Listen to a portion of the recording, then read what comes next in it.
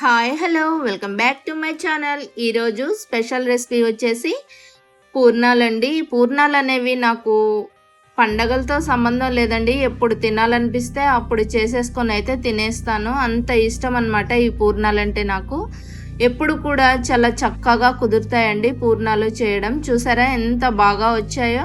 మరి మీకు కూడా ఇంత బాగా రావాలంటే ఎలా చేయాలో చూసేద్దాం రండి. 1 కప్పు మినపప్పు తీసుకొని నైట్ అంతా నానబెట్టుకున్నానండి. అలానే 1 కప్పు బియ్యం కూడా తీసుకొని చూడండి, వీటిల్ని కూడా శుభ్రంగా కడిగేసుకొని వీటిల్ని కూడా నానబెట్టుకుంటున్నాను. పొద్దున్నే చూసినట్లయితే చూడండి మంచిగా నానిపోయాయి బియ్యము అండ్ మినపప్పు కూడాను. ఇప్పుడు వీటిల్ని అయితే మనం మళ్ళీ ఒకసారి కడిగేసుకొని మిక్సీ జార్లో వేసుకొని మిక్సీ పట్టుకుందాము. చూసారు కదా బియ్యము మినపప్పు ఎంత మంచిగా నానాయో. ఇప్పుడైతే మిక్సీ పట్టుకుందామండి. ముందుగా మినపప్పు వేసుకుంటున్నాను. ఇందులో ఒకేసారి వాటర్ పోయకుండా కొంచెం కొంచెం పోసుకుంటూ మంచిగా మెత్తగా పట్టుకోవాలి. ఇలాగా దీన్ని ఒక బౌల్లోకి వేసుకుంటున్నానండి.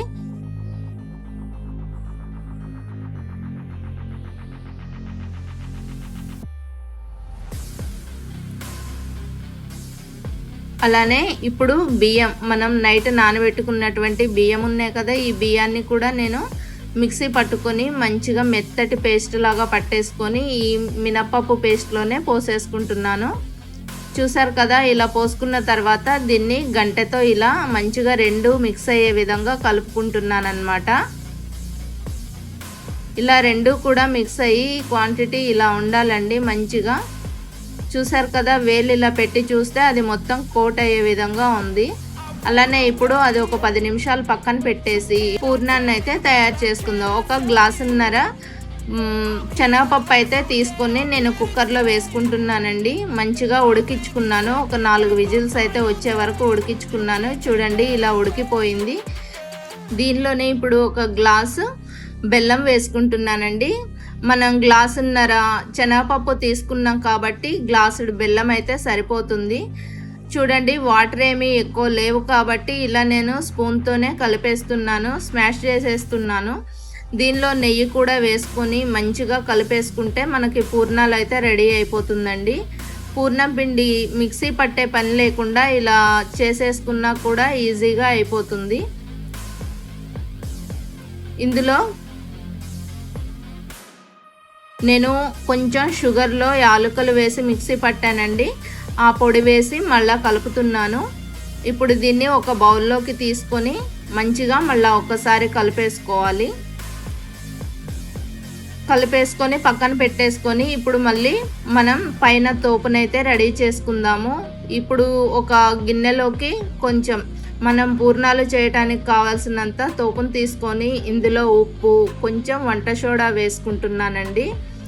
తర్వాత కొద్దిగా బెల్లం వేస్తున్నాను. ఒక 2 టేబుల్ స్పూన్ల బెల్లం వేస్తున్నాను, పైన తోపు కూడా స్వీట్గా ఉండడానికి. తర్వాత కొంచెం వాటర్ వేసి కలుపుకుంటున్నాను. ఇప్పుడు కరెక్ట్గా సరిపోయిందండి. ఇప్పుడు మనం పూర్ణంని ఉండలుగా చేసుకోవాలి. చూసారా, ఇలా రౌండ్గా ఉండలు చేసుకొని మనం రెడీ చేసుకున్నటువంటి తోపులో ఇలా వేసుకొని ముందుగా మనం ఆయిల్ హీట్ చేసుకోవాలండి. చూసారా, ఆయిల్ అయితే మంచిగా హీట్ అయింది. ఇప్పుడు మనం ఈ తోపులో వేసినటువంటి పూర్ణాలని ఒక్కొక్క దాన్ని కూడా జాగ్రత్తగా ఆయిల్లో వేసుకోవాలి.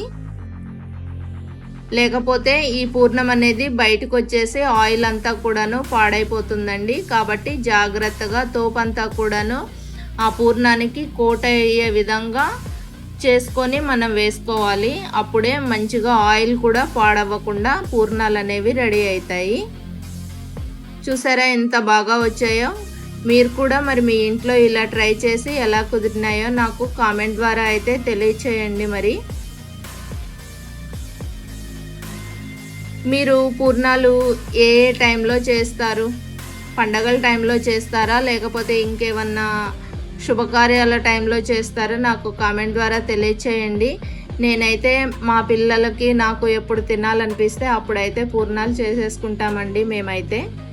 మరి మా ఈ పూర్ణాలు ఎలా అనిపించాయో కామెంట్ ద్వారా అయితే తెలియచేయండి. లైక్ చేయండి, షేర్ చేయండి, సబ్స్క్రైబ్ చేయటం అస్సలు మర్చిపోకండి. Thank you for watching. Thank you. Bye.